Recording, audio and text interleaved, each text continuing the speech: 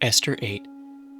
On that day, King Ahasuerus gave to Queen Esther the house of Haman, the enemy of the Jews. And Mordecai came before the king, for Esther had told what he was to her.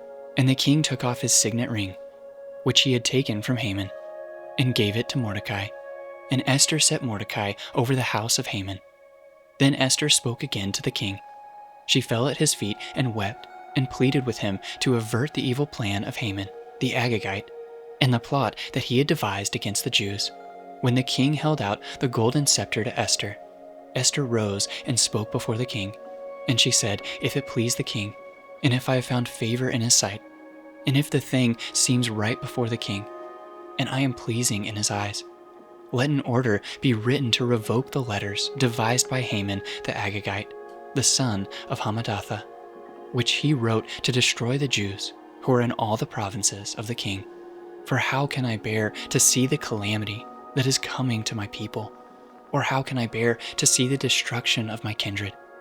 Then King Ahasuerus said to Queen Esther and to Mordecai the Jew, "Behold, I have given Esther the house of Haman, and they have hanged him on the gallows, because he intended to lay hands on the Jews. But you may write as you please, with regard to the Jews, in the name of the king, and seal it with the king's ring. For an edict written in the name of the king, and sealed with the king's ring, cannot be revoked." The king's scribes were summoned at that time, in the 3rd month, which is the month of Sivan, on the 23rd day. And an edict was written, according to all that Mordecai commanded concerning the Jews, to the satraps and the governors, and the officials of the provinces, from India to Ethiopia, provinces to each province in its own script, and to each people in its own language, and also the Jews in their script and their language. And he wrote in the name of King Ahasuerus, and sealed it with the king's signet ring.